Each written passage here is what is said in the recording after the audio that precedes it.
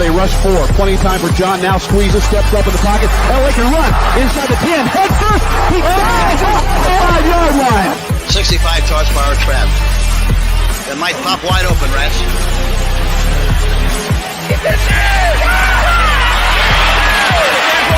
Is that there, Rats? Nice going, baby. Yes, sir, Rats.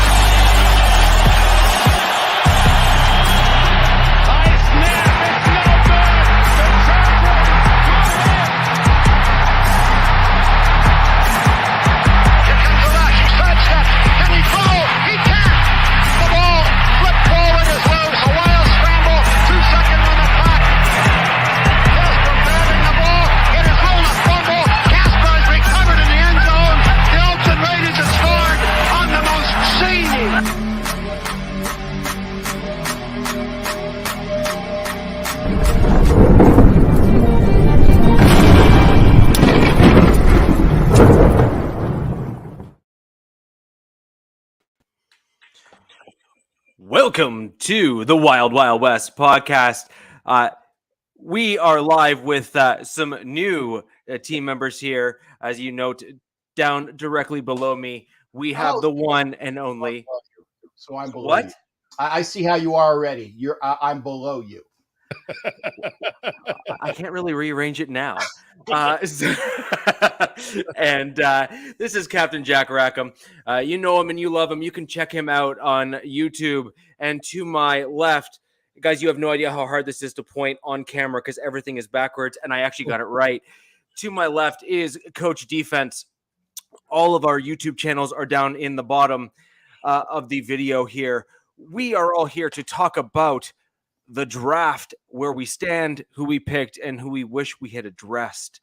So without further ado, Coach, I'd like to maybe fire it over to you to maybe kick us off to start with the Chargers. Awesome. First, I'd like to welcome all of Captain Jack's loyal viewers to the Wild Wild West podcast, the home of the AFC West podcast, where the West side is the best side. So appreciate everybody that's coming into the Captain Jack for the Captain Jack viewership. But yeah, draft was great, man. I was pleasantly surprised with a lot of intelligent picks that a lot of teams made, in all honesty. And it was definitely a good draft, top to bottom for the Chargers. I believe we even picked up some depth in the later rounds that I wasn't expecting. That were, to me, could be surefire hits if everything breaks right. With the Chargers, I think we everything outside of receiver, a good solid deep threat receiver we addressed in the draft, and I'm pretty happy with it, honestly. Starting off with Zion Johnson, offensive guard. We got him with our first pick. It's funny that Tom Telesco, our GM, he put up on the board as we were passing the second round. Our second round pick was Khalil Mack, because we traded our second round pick to get Khalil Mack from the Bears. So that was a nice little kudos that he put up there on the board. Say, we're not drafting the second round. We already got Khalil Mack. I think that's a pretty daggone good draft pick in the second round. So we pick Khalil Mack in the second round, obviously. And in the third round, we got JT Woods from Baylor, safety, a sub 4.3 40 safety from Baylor. Now, I was harking the idea of Baylor being the track team from Baylor plays football in the offseason, because everybody in the Baylor's secondary runs 4.3 or better. So the Baylor secondary, we snagged one good guy off that group that was in the draft in JT Woods. And what I liked about JT Woods is that he played a star position in their Baylor defense. And what the star position is basically a hybrid. You can play outside linebacker in certain packages. You can play middle linebacker in sub. You can play slot corner, or you can play deep safety. So that basically leans toward the versatility of JT Woods' game. So and I envision Derwin James playing this role in our defense coming forward, but it will also give JT the ability to play deep safety with that speed. So speed, rangy, really, really good ball hawking safety. So I love that pick in the third round. And Captain Jack and I were discussing in pre-show about the fourth round. And the fourth round pick was actually interesting because we were looking running back, unbeknownst to a lot of Chargers fans, actually looking back up running back in the fourth round. And the Raiders jumped ahead of us one pick and picked the running back ahead of us, but we still ended up getting Isaiah Spiller, running back from Texas A&M, which is a really good change of pace back for us to go along with Austin Eckler, who was very good in pass protection and really good in catching the ball out the backfield. So he has three tools that's going to be very vital for the Chargers going forward. In the fifth round, we picked up Otito and I'm gonna get this last name right at some point, but I'm gonna say OG Banoe from UCLA. A good run stopping D tackle from UCLA. Go ahead, Pat. You said Tito, right? You got to go. You know when you Tito. Stop it, Tito. Stop Right. it, Tito. You know, like that. You know, you got to do that. I'm sorry, man. You're gonna leave yourself open like that. I got you couldn't miss the point. I got it. You couldn't miss on that opportunity. I get it. So yes, Tito is Otito is another run stopping D lineman that we needed up front to go along with the free agents pickups that we got. And Sebastian Joseph Day and Austin Johnson, you know, again, Khalil Mack is going along with that edge rushing defense. So something that was very needed in our defense from last year. That we was one of the worst teams in the run defense last year. So I think we shored that up pretty well. In the last few picks, we got Josiah Taylor from Wake Forest, cornerback, Dean Leonard, another cornerback from Ole Miss, and then Xander Horvath, a fullback from Purdue. Now I hadn't heard that guy's name until the 7th round of the draft, but I'm assuming they want him to come in and compete with Gabe Neighbors, our fullback. Hopefully, maybe he'll make the practice squad, but we'll see. But overall, I mean, again, outside of what we got, what we need a wide receiver as far as a deep threat, I think we checked all the boxes that we were absolutely positively needed. We showed up the O-line. Oh my God, I left out one guy. I'm sorry. Jameer Salier, offensive tackle from Georgia, who was an absolute positive steal in the 6th round. They had a 2nd round grade on him, and we picked him up in the 6th round. I didn't want to leave him out because I feel like that was an absolute steal. And I think a lot of national sports writers have agreed with me and said that, yes, that we definitely stole him in the 6th round because everybody was expecting him to go no later than the 2nd. And he fell to the 6th. Was a very good, very underrated run blocker, very physical guy. They passed around a clip on YouTube a few days after showing him pancaking Aiden Hutchinson in the playoffs. So definitely a solid pickup. So again, our O-line is solid. We got back and running back is checked off. We completely stout up front in the run game. So yeah, got another star safety from Baylor. So I think we're ready to go. And in a little sneaky free agency move to kind of a dig on you there, Rich, that we picked up Bryce Callahan in free agency as another cornerback to go along in our secondary. So we're looking like we're going to be a no-fly zone in LA. So I'm happy. So that's a copyrighted name. Sorry, I had to. I was gonna say he pissed you off so much. You done kicked You cut me because I talked about Bryce Callahan. Okay, so clearly it's a good pickup because yes. I was just saying, it's like I was like, Coach, you got knocked out. Right. No, that was that was a twofer, really. That was a left hook followed immediately by a lean in right. You not only reminded me that you took a corner that I wanted us to re-sign, but then you went ahead and had your team post the Broncos secondary nickname that was cemented in stone as an attempt to try and steal that just because you happened to get one of our best cornerbacks. Hey, man. But no, honestly, Bryce Callahan's only issue, and it's not even play on the field. His play on the field is absolutely spectacular. Injury. His only issue is that his body just seems to keep failing him. Mm-hmm. And I mean, if he can somehow figure it out, or if he can get to a point where maybe the strength and conditioning staff, change over from kind of the Fangio style to kind of what you guys do there. Mm-hmm. If that can keep him on the field, then honestly, I think the rest of the AFC West should be quite scared because he is just an absolute stellar player. Yeah, and I believe that he's going to play a little bit less based upon the depth that we have at corner.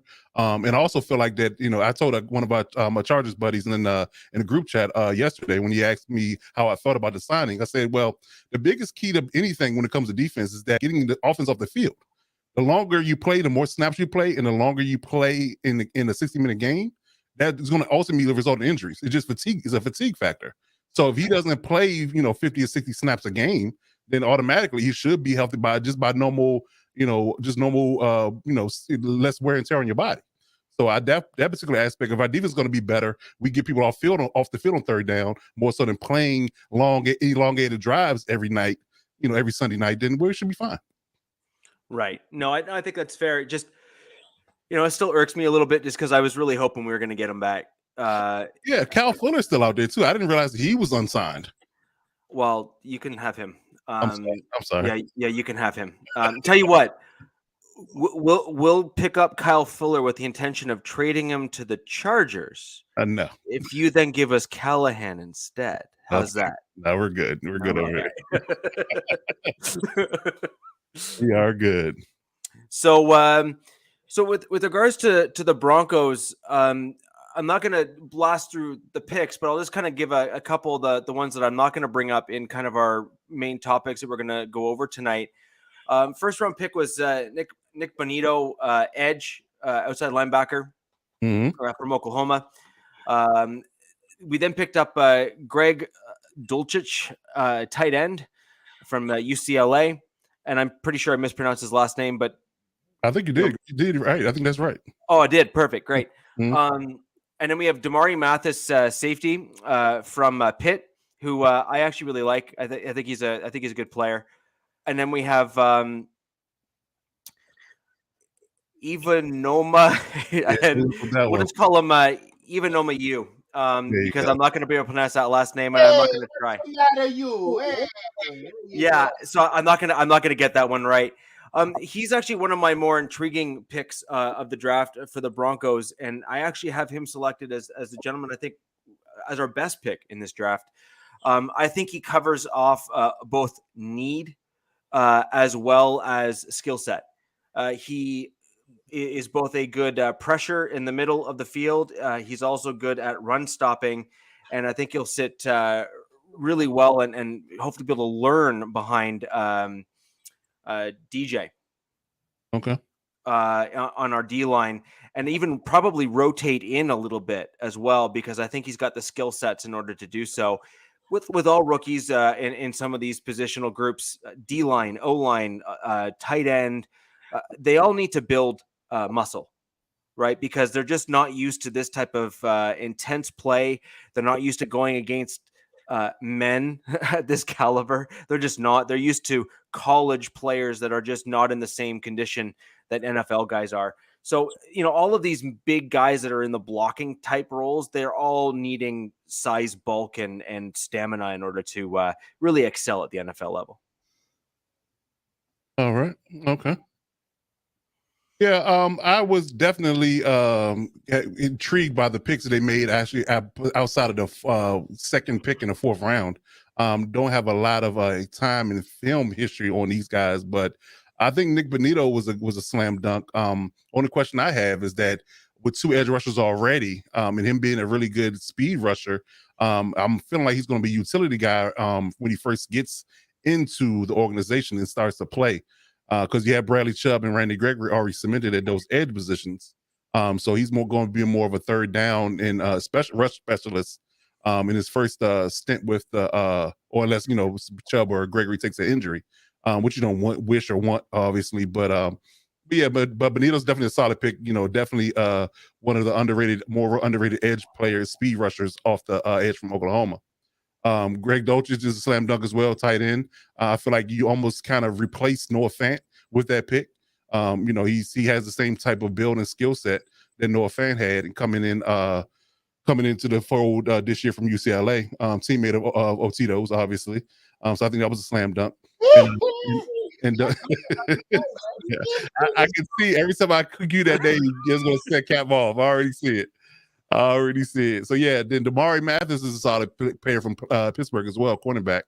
And what we calling him? Iyame U? That what we were saying? So we're going. Yeah. No, it's actually, and thank you for Johnny for putting that. Enyoma Uwazurike. Oh, there we go. Okay. Come on, man. It's like even I can say that. I can say it, and I can do it with the Tito. And it stop crying. Stop it, Tito. I'm not crying. But yeah, Enyoma Uwazurike. All right. Gab, you're the man. So yeah, there we go. So yeah. I actually truly, I'm with I think the matriculation of the linebacking core in the Broncos defense. I mean, I'm really intrigued to see what this particular set of guys are going to do going forward. Like I said, you got your edge rush set, the interior D line is set. It's just a matter of what Browning and I believe help me out with the other linebacker who's losing it right now. The inside linebacker. Jewel? Yes, Jewel, yes. And then we have Griffith.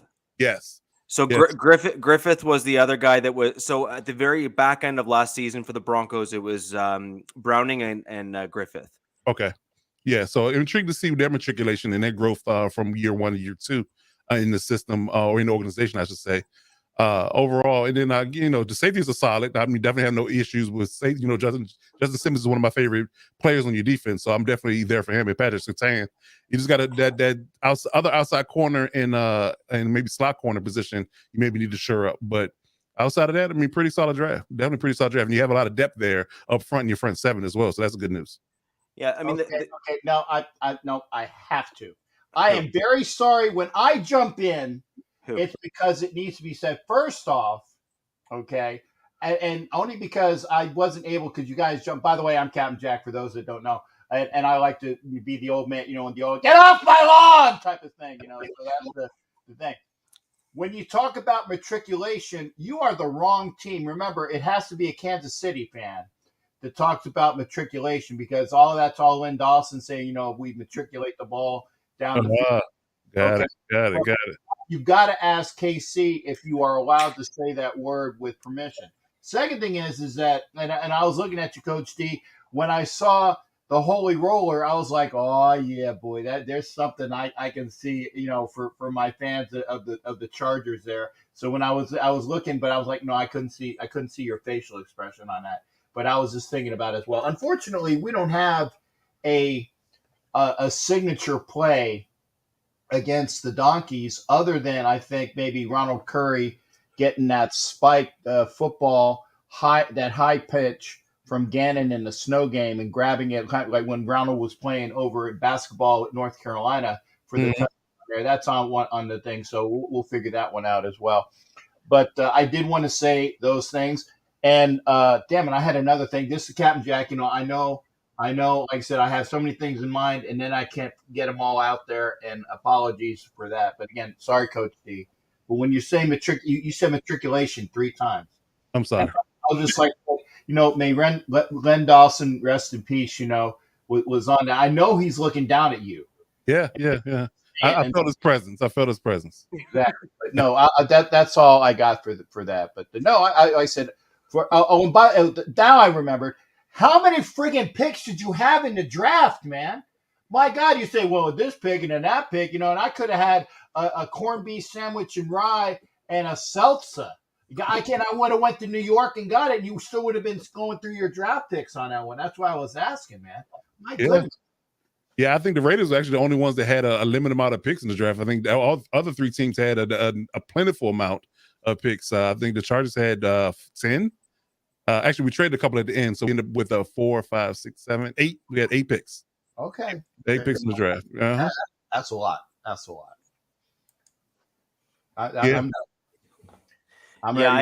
We ended up with 9, but that was through a combination of trade ups and trade downs and whatnot. We traded away the first and second for Russell Wilson. And we had a second round pick this year, which is what we were able to get Nick Mondino with. So I think that was a good pickup. My only concern with Nick is just that he's, like you said, he's a good speed rusher. And I think he just needs to work on developing his other tools in his tool belt, including, being able to both absorb and shed contact and that kind of stuff. Just add to his arsenal. Von Miller was a speed guy at first, and he kind of really developed in some of his other moves, although he had more shift, I think, than Bonito did coming out, and I think could also get a little lower, if I'm not mistaken, than Nick can as well. But overall, I just think that if the tools can be developed and really honed in, I think he can turn into a really good player. But I do think it will take him some time, just because I think he's coming in needing more work than, say, someone like Von Miller did right out the gate, where, that's why Miller, I think, was a second pick in that draft, if I'm not mistaken. And frankly, deservingly so. I mean, he's already on track to, gold jacket, I think, is a pretty much guarantee at this point. He needs to go, Jack, just based on the fact that he parlayed $200 million contracts in his career. That's unprecedented. Unprecedented. It's unprecedented. But I would say that by Bradley Chubb being in the building, who's a bona fide power rusher, if Benito can learn from him a little bit of speed to power combination of moves, learning from Bradley Chubb, then that would be a good. There's another word that's going to be a cringeworthy word right now: mentorship. People have been buzzing about mentorship on the internet this last couple of days because of Ryan Tannehill's comment. So if Benito can get some mentorship from Bradley Chubb in his power rush game, then that would definitely aid to his toolbox and his skill set, which will make him an even more lethal pass rusher. Captain, I don't know if you saw, but I saw the comment. You saw the comment. Yeah. And I only say that because you were traveling. So I think, for those of you who don't know, Captain Jack was in fact at the draft and has recently arrived via a jet plane, and I'm sure there's a song in there somewhere. So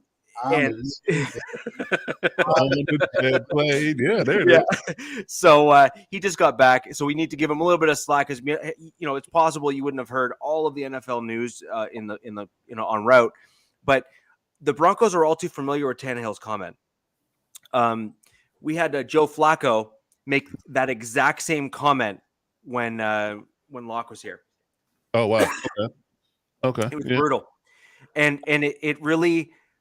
It really rubbed everybody the wrong way because that's just football is the ultimate team sport, and making a comment like that just simply shows that you are certainly not a team player. And I think it ultimately shows why Flacco fizzled out after he kind of had that one little run and really hasn't done much since, because it clearly shows he's just not that team guy or a team first guy. And then you have to start wondering if you're going to see a similar result to Tannehill. So, Jack, what are your thoughts on when a player makes a comment like that, especially publicly? Well, and by the way, I did pull up our list, so I know you guys were schwitzing for time, so I can get my list up here. So I do got all of that. Okay.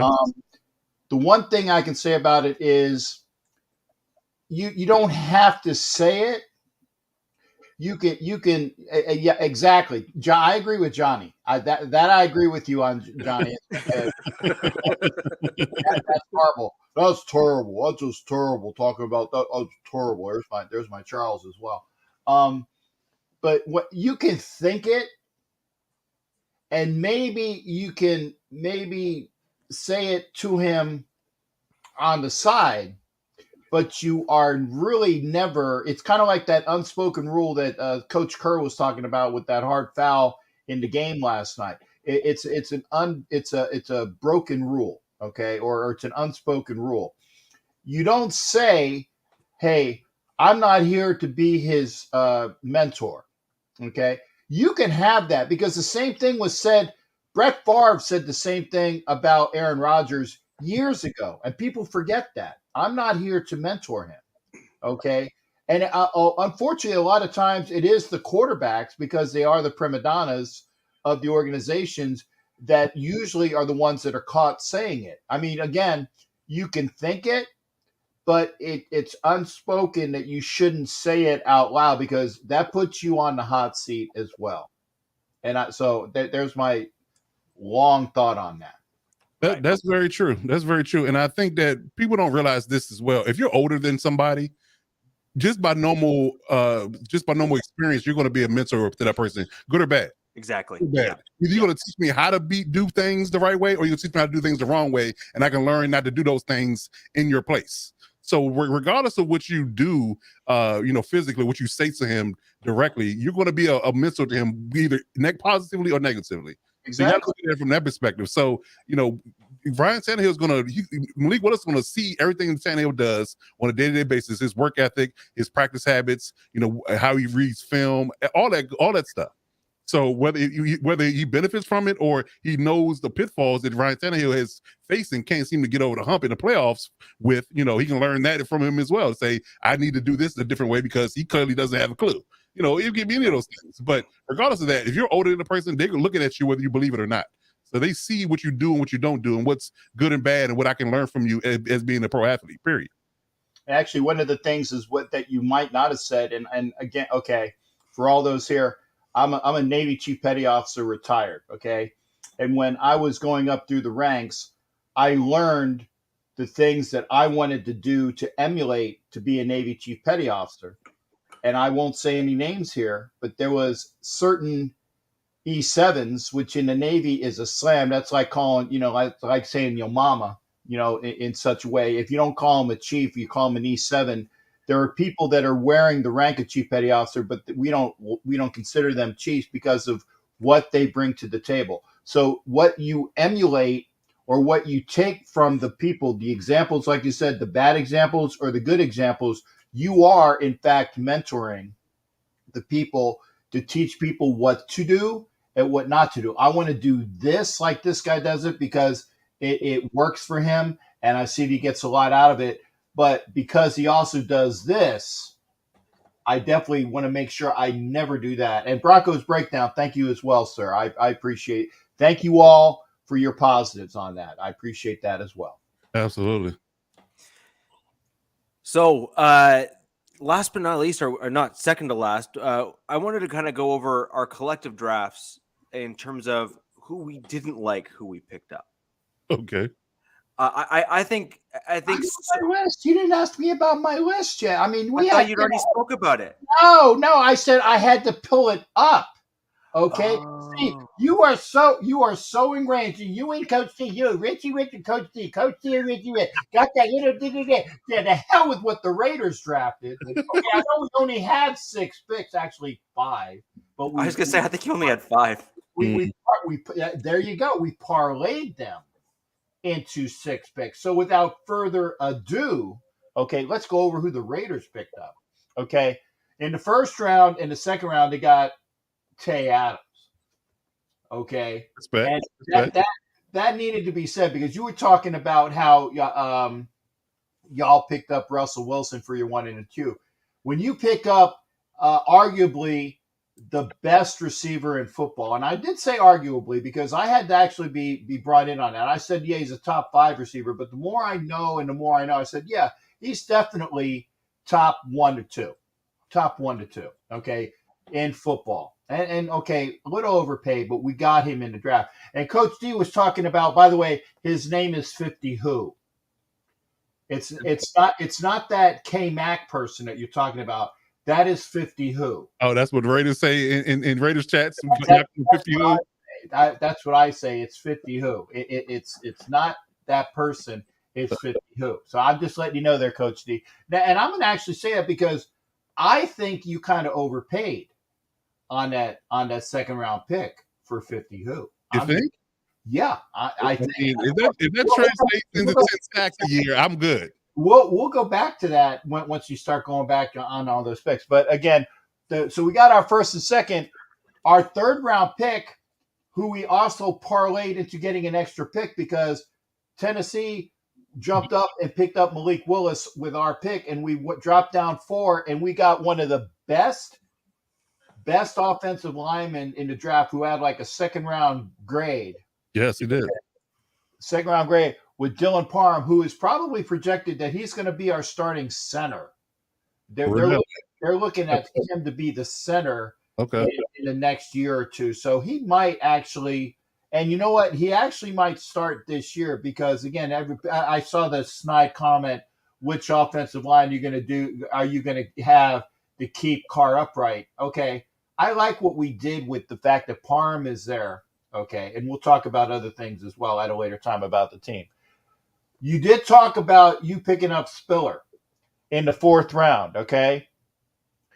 I don't like this grade. The guy gave us a grade of C for Zamir White. And I don't know who this guy is talking about, but everybody I spoke to said that Zamir White, a.k.a. Zeus, was probably one of the best 1 to 2 running backs available this draft.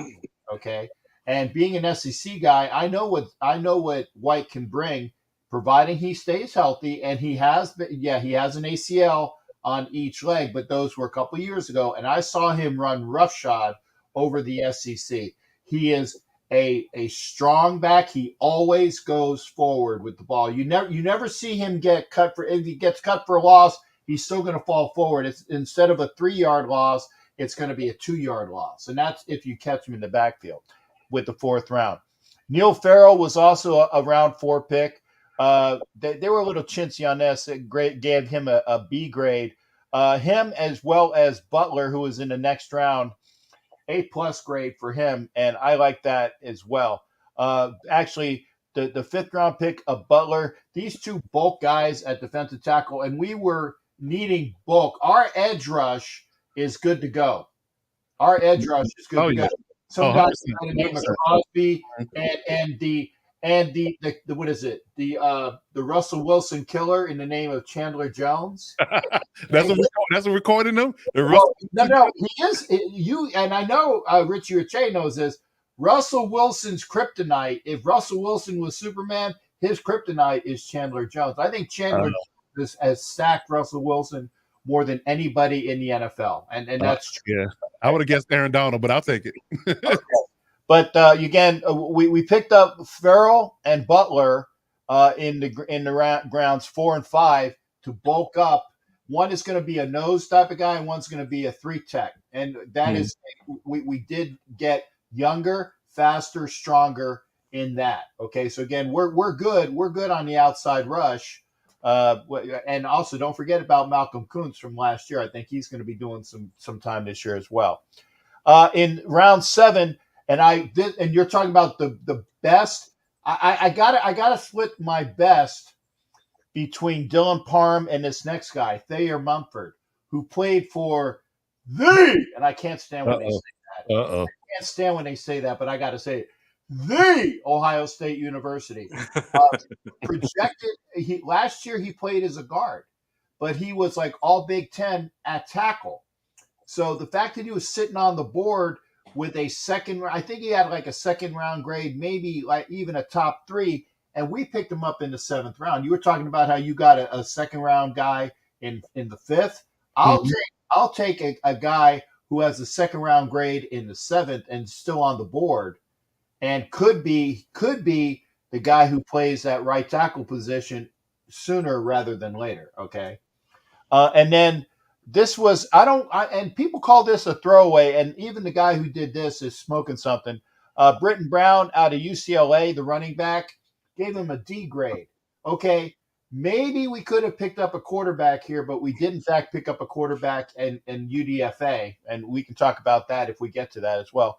But Brown does exhibit characteristics. Maybe he'll be on the practice squad this year. He does have return capabilities, so. Unless Tyron Johnson, who I know Coach D knows about, isn't returning this year, maybe it's going to be Britton Brown. So it's not a throwaway pick. So the Raiders did very well with the 6 picks that they had. They only had 5, but moving back for the Tennessee picking up Malik Willis, we got that extra pick.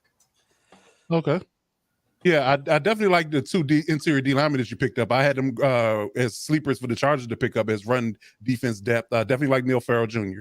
From LSU. He's definitely a good road grading run stopper. And Matthew Butler was slated by a lot of people as being a very high rated steal in later rounds as well. So you definitely need to show up the interior linemen. Like you said, the edge rush is set. Chandler and Max, they're set. They're good to go. So you need to show up that interior line to keep those big hog mollies off the linebackers, obviously. So you definitely needed that, especially in that 4-3 defense. You got to have 2 studs in the middle. So wait a second. I got to jump on you there, Coach D. We're not playing the 4-3. Really? Yeah. See, a lot of the Raiders have played 4-3 forever, but in Coach Graham's defense, kind of like what Richie knows with Fangio, it's a 3-4-4-3, 5-2. It's a hybrid. Whatever, it's a hybrid. It goes, not only does it go by series, it goes by downs. I mean, you can be in a 3-4-1 in first down and maybe even a 4-3 in second, and he's going to throw things at you. And that's one thing I like about Coach Graham. The Raiders are no longer playing that 4-3, which is one of the reasons why we got rid of Ngakoue, sent him off to the Colts to pick up Rock Ya-Sin, because Ngakoue would not have thrived in Graham's defense. Good point. There's definitely some knowledge that I was not aware of, and I appreciate that. I was not aware of that. I'll give you the Jewish guy. Aha! Aha! I like that. I like that. Yeah. So, and I actually love hybrid defenses. I ran quite a bit of that in my coaching career. So, I definitely was appreciative of those particular aspects and nuances of defenses. It gives you more flexibility and makes you match up better against more teams. So definitely can appreciate that. So yeah, only thing I didn't like the fact that they didn't try to address more of the secondary need. There's some corners out there they could have drafted. So you definitely need some help in the secondary. But outside of that, I think it was a pretty solid move defensively. I think the O-line is still needed for some love outside of Parham and the secondaries, especially the corners need love. But outside of that, a pretty solid draft. I think the division is going to be a prison fight. Like I said before, it's not going to be easy. If you come out of the division on top, you earned it, and you're going to be battle tested. That's right. I'm not sure I necessarily personally look at Crosby as an edge per se. I mean, he's certainly a pass rusher, and I think that anyone that says otherwise is just wrong. but I mean, we'll start there. And he's easily that stud player that the Raiders have on their D line. And I, again, even as an opponent in the AFC West, you have to give just heaps of praise and credit where it is due with regards to Max Crosby. However, I just don't see him as an edge per se. I see him as more of that kind of rushing DN style kind of player because he's kind of too big or bigger rather for an outside linebacker per se. Someone like he even seems larger, bigger than a guy like Mac. Now maybe I'm wrong and I have to look at the weight and height and stuff and compare, but he seems like he's bigger than guys like that, and that's why I see him as more kind of a rushing D end, almost like what you saw from Malik Jackson almost on the Denver Broncos when he was here. I see kind of those two as similar but different at the same time, just in terms of size, weight, kind of rush, that sort of thing. Just if I were to kind of equate something that I'm more familiar with, which is obviously the Broncos roster, I kind of see some parallels in terms of although I think that Max is getting better pressures and more frequent pressures than Jackson did, but I still think that I see some similarities there. But moving on to what you were saying with your picks there, Jack, I was looking at or hearing your tone rather in what you were saying. You weren't overly confident in that last pick. So would it be fair to say that while you're not down on that sixth pick of that running back that you think has some returnability, that it would be probably a fair comment to say that even those that might be, say, harsher about the pick than you are, that was probably your worst pick just because you had other options that could have come in instead? Yeah, I would admit that. And Yeah. while you guys hear my phone, because it's supposed to be off, so apologies. Shut up! There we go. Okay, hopefully Stay off my lawn doesn't work with cell phones. It's technology. They just laugh. Yeah. I actually have something called a landline.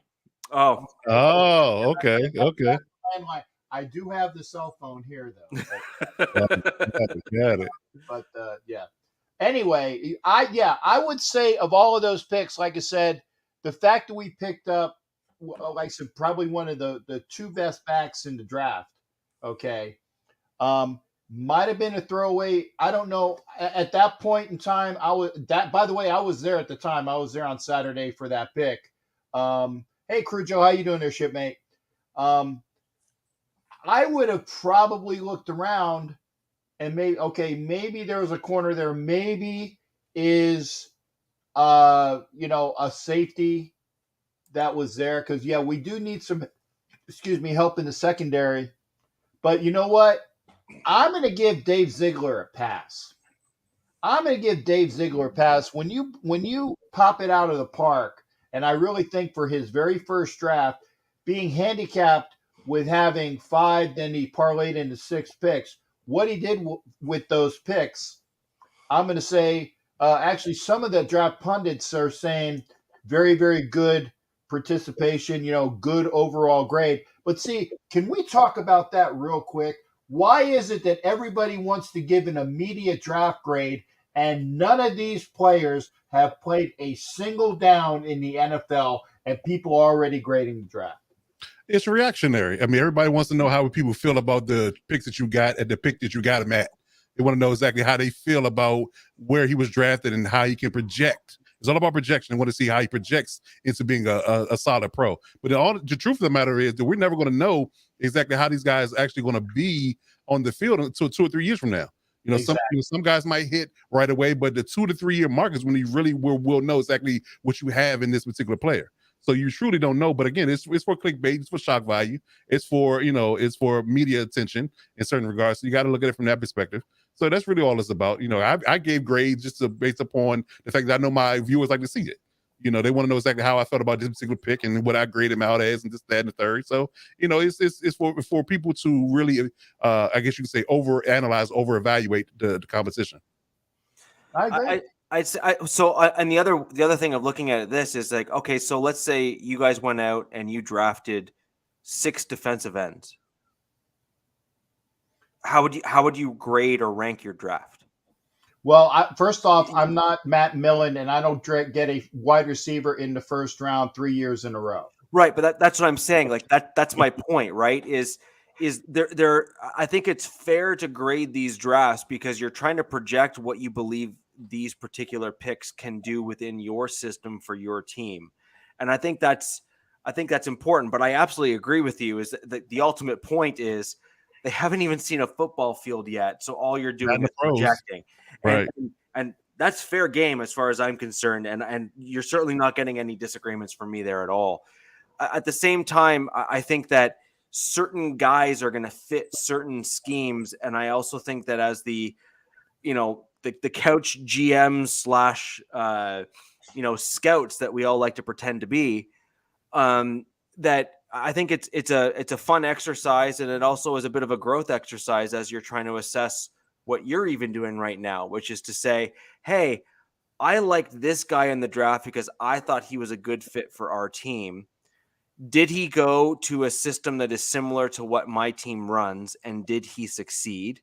And if he did, then it looks like I am likely seeing the right things in certain players that I believe my team should do. And then on the flip side, if you look at some of the picks that your team picked up this year and are just absolutely shaking your head and wanting to go wring the neck of your GM, and you turn out to be right because they don't fit your system, or the things that you thought that they weren't capable of doing, they didn't do, then I think that also goes to your own credibility, or at least course correction, some of your own bias that you have coming in to try to make yourself better as you analyze and look at new players. Yeah. I got you. And again, one second there, Coach. I apologize, sir. Pretty I good. was listening to a Cal Patty fan today was talking about their draft, and and they were even lamenting. He went together with another Cal Patty fan, and they're like, "What in the hell did we do?" Okay, so I get it. I mean, and I get it where you could kind of like be very circumspect about your draft, but I look at it this way. I'm very happy with the fact that we addressed the inside pass rush, we addressed the offensive line, and we got one of the best running backs in football. Okay, maybe we got an extra running back there, but I'm very happy with the coverage of the draft, the players that we got, and how we are going to utilize them. Yeah, I think it was a very intelligent draft. Had to be had by a lot of teams, especially in this division. And you had to be, because you have to be competitive. I mean, this division is going to be a grind. It's not going to be easy. Those 6 games that we play against each other are all going to be knockdown, drag out, unless somebody takes some serious injuries, and we don't want that. We want to see good football. So, but on the lighter side of things, I think that when you come down to grades, I mean, we need things to do right now. It's May now. We get football doesn't come on until August, September timeframe. So we need something to do. So draft grades are fun in a sense because people want to know how we think they're going to project out to actual pros. They were good college kids, but are they going to project out to be pros? And again, one quick thing to you, Cap. I was reading a tweet earlier by Brett Coleman, right? He said that he looked at the draft that I think was this. I believe this is Mayock's first draft. Yeah, Cleveland Farrell, Josh Jacobs, and John Abraham in the first round, who all did get their 5th-year options picked up. So he said, by osmosis, did the Chargers win the Khalil Mack trade? Because that's what he was traded for. All those picks you had in the draft. Get the Cleveland Farrell, Jonathan Abraham, and Josh Jacobs. Nobody had their 5th-year option picked up. And the Chargers end up with Khalil Mack at the end of all that. So did we win that actual trade? If you go by what the Bears did, okay, if you go by what the Bears did, and this is what I was alluding to earlier with 50 who being your second round pick. Right. Okay. Again, I have his name correct. It's 50 who. Okay. Uh-huh. The picks that we picked up for Mac, okay, I actually think that we hit Pater with Jacobs, okay. Farrell, That's fair. Farrell was an overshoot because of the system in Clemson. He wasn't a bad pick.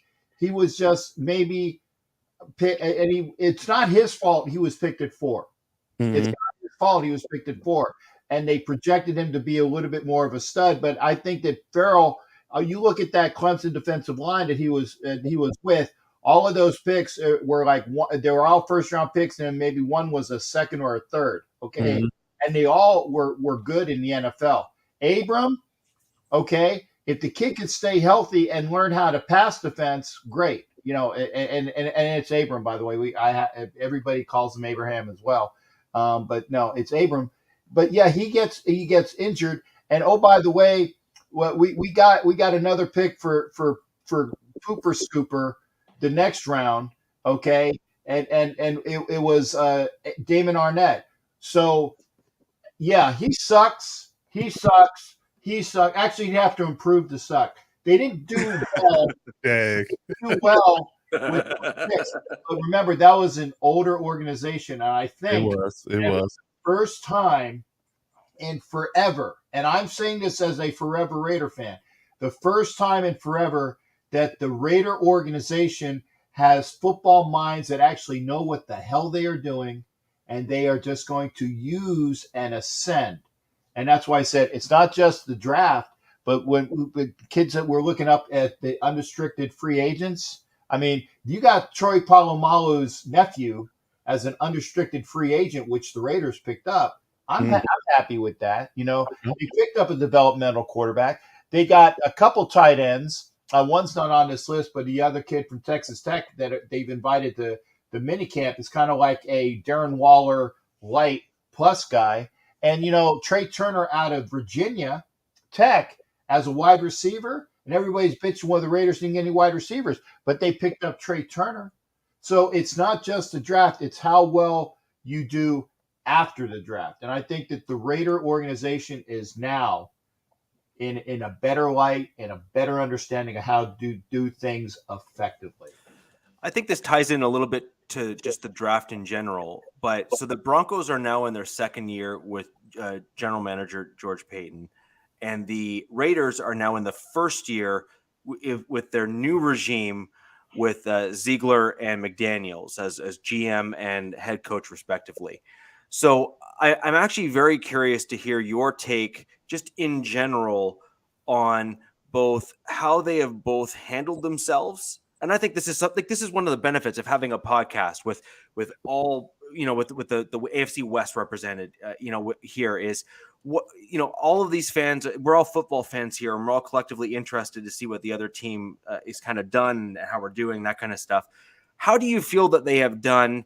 And moreover, looking at, and I agree with you, by the way, in your previous take, he had some limits put on him as a result of trading for Adams, right? Yes. So how do you feel he did in his first draft? But more importantly, I think what I would like to know your take on, and what I think that, those hopefully viewing are also interested in, is what were the biggest differences that you noticed in his draft style compared to Gruden and Mayock, although knowing that Gruden did have that 51% say in the draft compared to Mayock? Well, I would say that in John Gruden's era, he would. I mean, you couldn't get a first round pick from John Gruden. It'd be like stealing a sugar daddy from a baby with diabetes. Okay, it ain't happening. Okay. By the way, sugar daddies are those caramel things, folks. If they still have them, I'm not even sure if they still do. But they hoarded those picks. Okay, whereas the Ziegler McDaniel regime knew what they needed to get for Tay Adams, and with the run on wide receivers both being traded and being evaluated and being signed to long terms, and with the run that they had on wide receivers in the first round, you could see that having that go-to wide receiver is worth it. Okay, so they got the best receiver in football who has a good rapport with our quarterback already, I'll take that as I would say that's an understatement. They're best friends. I mean, it's hard. It's very few times in life that you get to work and play football with your best friend. Oh, I'm glad that Avatar says that they still have sugar daddies in Denver. Okay.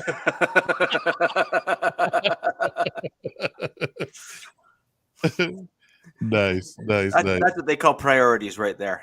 Indeed. So, Indeed. so I think that's a good observation just in terms of, I'm personally fascinated by it. Like what I'm personally interested right now for the Broncos, because we've already seen Peyton and how he's reserved.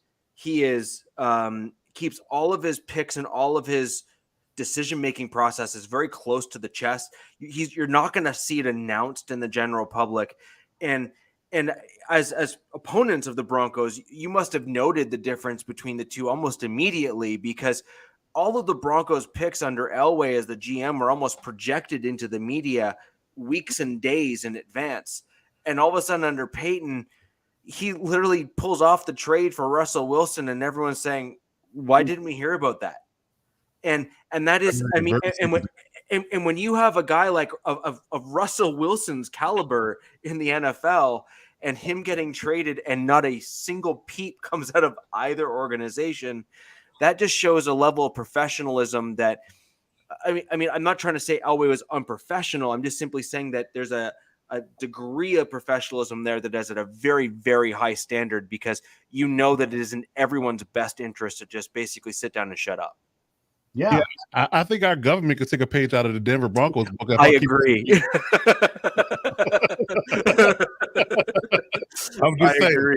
I'm just saying. But yeah, I definitely like that they kept that very close to the vest, very G14 classified when it came down to the idea of it being traded. You didn't hear about it until the paper was completely signed. Yes, that's the kudos to them for definitely keep that under wraps. And Coach, I was sorry, same thing as well. Gruden and Mayock would project their picks during the whole regime, so you knew who the Raiders were looking at. You knew they wanted, and so we couldn't get a trade out of the Raiders because they already we're going to go for this guy or not. You knew exactly if you wanted to go ahead of them in order to pick up that guy. You knew you had to get ahead of them, or if you knew that your guy was still going to be there after the Raiders, you didn't have to. Okay. So, yeah, you didn't need to be G14 classified, in order to do this. But McDaniels and Ziegler played it close to the vest. You know that the Raiders were interested in a lot of people, but they went out and they got a good class, and nobody really know. I think the only people that I had associated with the Raiders, Parm was associated with the Raiders, and that's why they were kind of sweating it that he was still going to be there at 90 when they went back 4, okay? But everyone else, I never heard Zamir White's name. Right. Farrell and Butler, yeah, I think they came in for some visits, but Mumford or Brown, no. Yeah. Right, and that's very similar to what the Broncos have been recently under George Payton, which is picks are held close to the vest. They are not projected. You don't know the types of people or the players that he is interested in, and the Chargers have just not had that projection through the media, I think, as of late, where you kind of know that information up front, maybe in really tight circles, but I think you have to really go looking for it, because I do go looking for it and I'm still not finding some of that information. So I think they've always had that type of professionalism within the organization. I did want to backtrack just a little bit to the draft, just from the Broncos perspective, and then I'll throw it over to both you, Captain, and Coach. Although, Captain, we kind of covered your pick already, where you kind of basically hinted at that last pick in the 7th round, and that's our least favorite pick from our team. So I think my personal least favorite pick for the Denver Broncos in this year's draft was the very last pick of the draft. And I realize that many will see that as a bit of a cop-out. That's really not my intention as I analyze this. I'm simply looking at the other 2 players that are now ahead of this particular gentleman that we drafted in the 7th round. That was Fionn Hicks. And he is projected to be that slot cornerback position. And right now in the Denver Broncos roster, we already have K'Wan Williams, who is slated to be our starter in that particular spot. And we have a lesser known guy that I think a lot of people may recognize from the Broncos, and that was Asang Bassi, who started off as an undrafted free agent rookie for the Denver Broncos and then worked his way into a starting role in the Fangio defense. And he was looking to be really good in the slot position before he ended up tearing his ACL. And that was the year I think the Broncos had something like 7 to 10 ACL injuries on our team, which is just ridiculous. So in terms of my pick, I had Fionn Hicks, and that's just simply because I don't think he's going to see the field, because I think Asang Bassi and K'Waun Williams are likely going to win out ahead of him. But Coach, what about you? Where do you think your team and the Chargers had their weak spot in the draft? If I had to choose, I mean, because I see some nuance and skill set. I guess you can say ideas with where they were thinking when they picked these guys. But the two corners they drafted, Jasir Taylor and Dean Leonard. Now, I understand the Dean Leonard more so because he's a really fast and physical corner. He's taller. Jasir's a little bit on the smaller side from Wake Forest. So if I had to say that I was scratching my head a little bit at those picks, especially when I realized that there were Bo Melton and a couple other receivers were still on the board. I would have went receiver one with one of those picks and picked the corner with the other. So I would have did that. And I don't have a clue about Xander. It's funny that when our Chargers fans in the chat saying that he called him Bloodbath Horvath. I hadn't heard that just now, but I don't have any. I guess you can say background on him yet. But again, we're set at fullback with Gabe Neighbor. So, and again, we don't utilize a lot of fullback sets. We run a lot of single back and a lot of what do you call 11 personnel, 3 wide receivers and 1 running back. So, the idea of having 2 fullbacks in camp was kind of a head scratcher when you had other options on the board at 7. But yet again, I think that it's one of those things where if you had options at wide receiver and didn't take them, you took 2 corners. They must see something in these guys. I'm just curious about what that is. You're talking about the fullback you guys drafted in the second to last round or something, correct? The very last pick we had, Xander Horvath. Yeah. Yes. Yeah. So if that's the fullback, right? Yeah.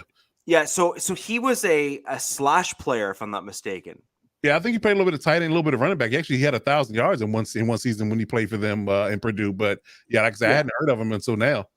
So yeah. I actually see him being a bit of a valuable pick, really. You've got a guy that's shown that he can be a fullback, a tight end. Now, I see DZ here. I'm Canadian, guys. I pronounce it different. And no, Zed is dead, baby. Zed is dead. Sure, whatever. That's called the Queen's English. He plays fullback, tight end, and running back. Now, he does play running back, but he doesn't really play running back particularly well. His two main spots are kind of that H-back tight end style role and a fullback role. And if I have to be honest, there's a lot of value in a guy that can play that particular position. And I hate to bring up the poison pill when it comes to that spot in the NFL, but I mean, you think and you look back at what New England did with a guy like Aaron Hernandez, who played that role probably the best we've ever seen a guy play it in a very long time.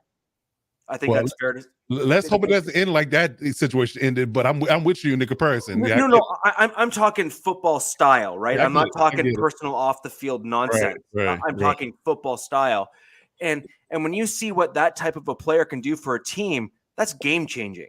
It could be. And so if used the right way, you have some real potential there. Now, I'm not saying he's going to turn into Aaron Hernandez in terms of both off the field or on field. However, with that type of potential, I think that is a better pick than I think you're personally giving it credit for. Now, can he turn into a starter slash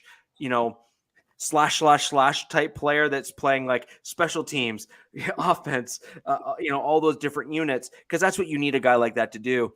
But either way, I actually think he's better than I think that you maybe project him to be, just because of that versatility. Yeah, I think, like I said, my head scratcher was one of the corners when it could have been an option of taking a receiver. You could have took a corner and a receiver instead of taking 2 corners.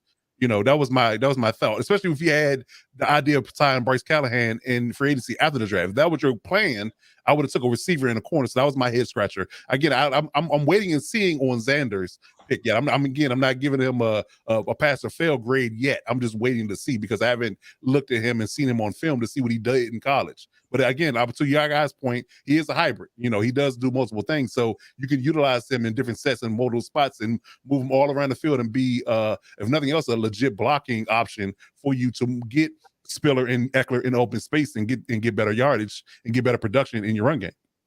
He may also be able to be the distraction player. Yeah. So if they use him just enough to make teams have to look his way just because he's on the field, that can often be enough just to make a difference with a player. We are coming close to time, guys, but I did want to get a quick, maybe rapid fire for us on kind of what we believe our team left on the table. Okay. So what position group on our team do we feel our team didn't either draft to correct or fix, or didn't draft well enough to fix? Coach, maybe I'll throw it over to you to start. Yeah, like I said, I would say wide receiver. Because like I said, there were still some options. We didn't get a top-end receiver like we wanted to in 17, which is why we went with Zion Johnson, the interior lineman. So I think a speedy receiver is what we didn't go after, even in the later rounds. Like I said, Bo Melton and a few other guys were on the docket to be drafted late in later rounds, and they went after our picks, and we just didn't pull the trigger on them. So I would say that or edge rusher, but it's adapted edge rusher would be the ones that I would say we kind of missed on. Captain? Well, considering that the Raiders only had the 5, which they parlayed into 6 picks, there's not a lot you can do with that. So I'm going to have to expound upon that, is that what they did not do in the draft and the undrafted free agents pickups, they still are very light in the secondary.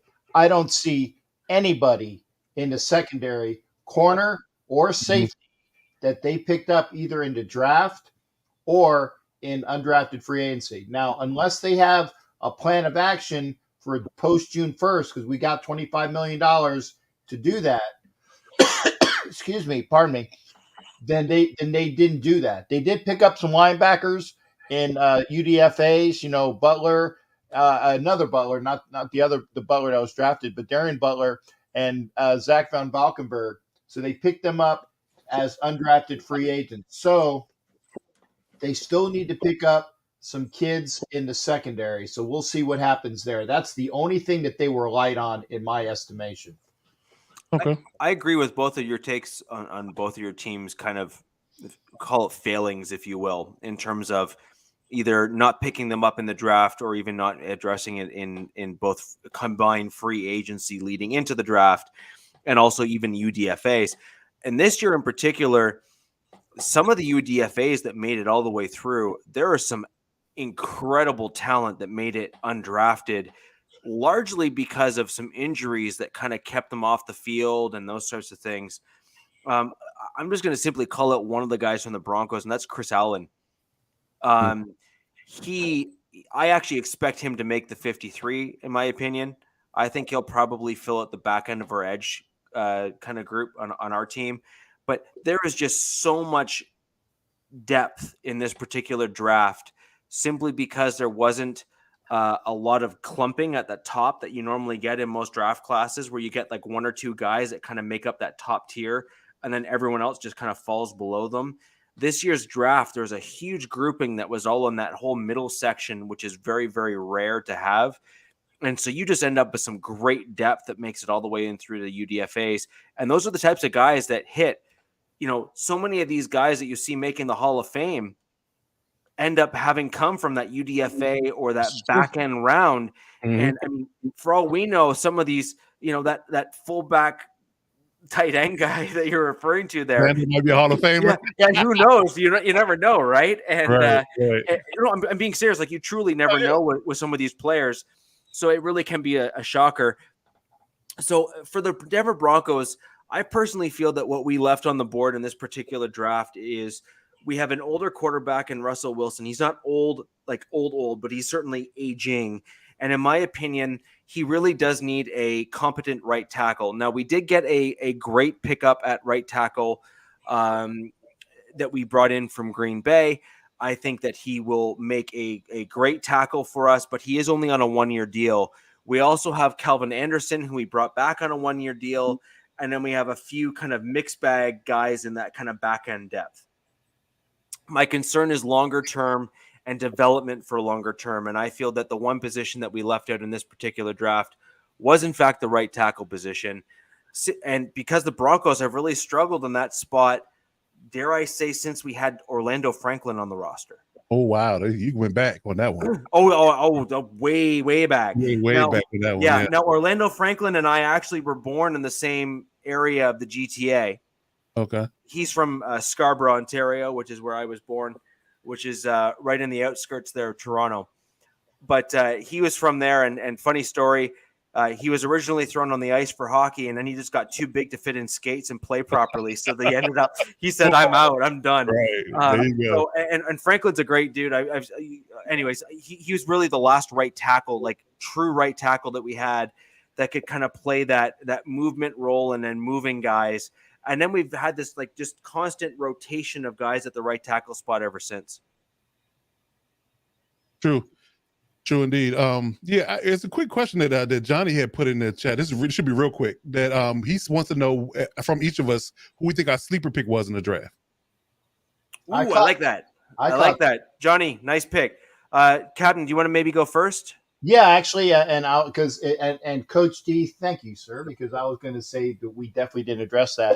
I'm actually going to say Thayer Munford, the kid in the 7th round that played at again, I can't stand when they say that, Ohio State University. Right. Because, again, you were talking about that the Broncos didn't address right tackle. The Raiders really didn't do that this year in free agency at all. Okay, yeah, they picked up people, the revolving door that is Parker, picking up Illuminor, which might be a good pickup because he does play in that offensive line system.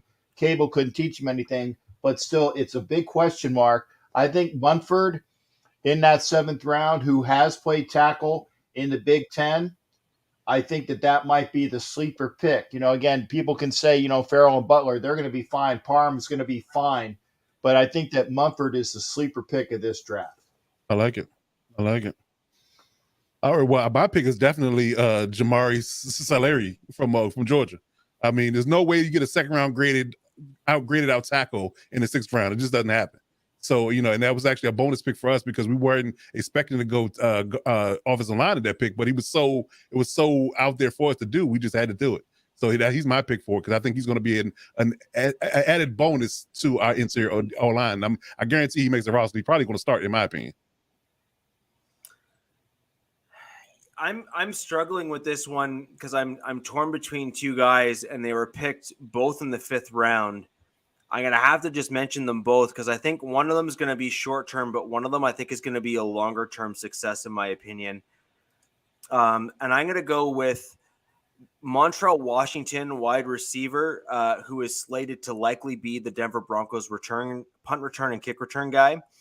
We let go of Deontay Spencer and brought in Washington likely to fill that role. Now, we do have a UDFA that's likely going to challenge him for that spot, but I think in terms of draft, he is certainly a sleeper that the fact that he made it all the way to the 5th round with those types of skill sets, I think I think is going to show to be a good pickup by Peyton. But the longer term pick that I think is going to kind of go further for us and may actually surprise some people even this season is Luke Wattenberg, offensive line, who's slated to be a guard / center. And Denver Broncos, as you all may know, from my perspective, is the offensive center position is the biggest need on the Denver Broncos team. Lloyd Cushenberry was one of the worst graded centers in all of football last year. I also believe that Cushenberry was a big reason why we saw a decline from our 2 guard spots. That being said, I think Miners was amazing for a guard for a rookie. But again, when you have a nickname called the Belly, I think that says a lot. So hey, stop talking about me. Oh, wow. And he has shirts. You can get one. So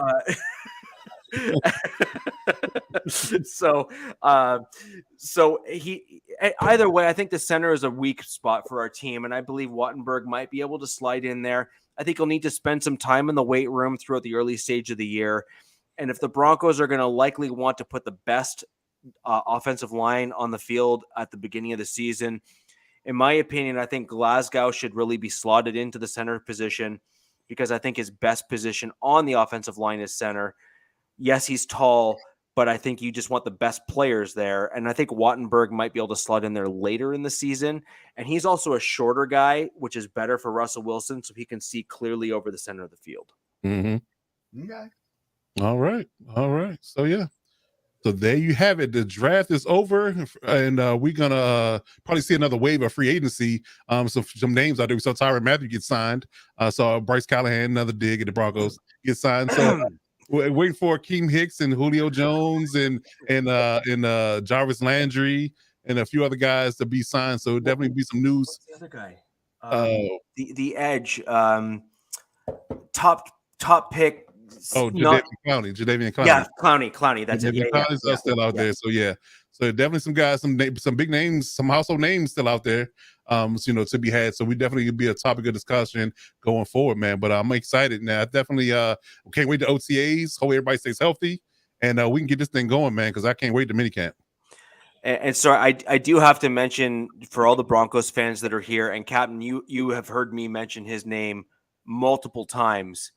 The Broncos just re-signed on a 1-year deal Eric Saubert. Yeah. Okay.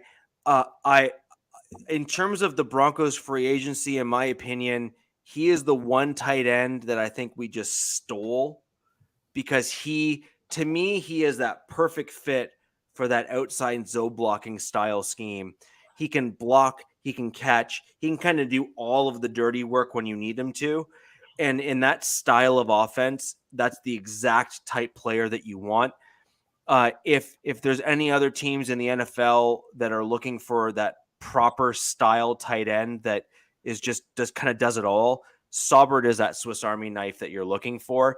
Saubert reminds me of a slightly better version of Moreau on the Raiders. Moreau has had some whiffs in his blocks, whereas Saubert has not. Okay. So I watched Moreau whiff a few blocks that got Carr sacked last year, and I also watched Moreau drop some passes. Yeah, I got one in particular that Carr fumbled in the championship. Right. But right. you don't put him out there against one of the better defensive ends. No. And keep him on an island one-on-one. That's just stupid planning. Right. And so my whole point ultimately is I look at Moreau and I look at Saubert and I see very similar skill sets. But when I look at the key things that you would grade a tight end on, Saubert for me is slightly above Moreau just because I think he just, every grade on those key items like blocking, pass catching, awareness of edge rushers, that kind of stuff. Saubert just kind of has that half point, in my opinion, above Moreau in each one of those categories. And I like Moreau too. And you know that full well. I make comments on Moreau, but in my opinion, Saubert is just that half point above on each one of those grades. And so I think the Broncos got to steal in bringing him back. I think that everyone in the West should be paying attention to him because I think he'll see the field likely starting as tight end 2 for the Broncos with, I think Tomlinson, is the gentleman's name that we brought back in as Tomlinson as likely being tight end 3 because he's more inline blocking, and then our rookie likely running at the room at tight end 4 with Dulcich. Yeah, the Saubert deal was a parting gift for Bryce Callahan being moved on. Thank you. I needed that. Man, I tell you that horse is dead. It's buried. I mean, it's machine gunned. It's been mortared. It's been grenaded. Something about Bryce Callahan. That's all I'm saying because I've heard that name more often tonight. What was it? What was his name again, there, Coach? Oh, which one? The one that you keep mentioning. I'm just going to do one Bryce more Callahan. time. Right. No, I get one more time. Okay. One more time. There you go. Well, I'm just glad you finally figured out that a horse and a donkey are not the same animal. So that's a good thing, because we keep again to go those things crossed. I've heard donkey and horses being intermixed here. That's just weird. So so anyways, I just really want to thank everyone for joining us tonight on the Wild Wild West podcast. Unfortunately, Jacob couldn't make it tonight. He had some personal items to attend to, and we weren't able to have him on. So unfortunately, the Chiefs representation wasn't here. That being said, I'm pretty sure all three of our teams are going to beat the Chiefs anyways. So I think that's fine. So, doesn't matter. So we'll just move forward with that. With that in mind, guys, I really did want to thank everyone for joining us. All of our channels can be found below in the description of each of these videos. Please like, share, and subscribe. And if you have questions for us that you didn't feel you were able to get in, or you were only able to catch us after we were live, leave those below, and we will do our very best to answer them to the best of our ability. Alternatively, you can find each of us on Twitter. My handle is right there. Coach Defense, you can just search Coach Defense, and I believe it's at locked on defense. No, Lockdown defense. Lockdown defense. Yep. Yeah, lockdown defense. And Captain Jack Rackham is all of those words combined without the little apostrophe dealie at the top. And, Right. But Captain is spelled CAPT on Twitter. Yeah. Okay. Yeah, and you can find Captain there on Twitter. Make sure you like and subscribe to all of our channels so you always stay up to date on each of our team's content. And with that in mind, guys, we will see you next week on Wednesday, 7:30 p.m. Thank you very much. Yeah!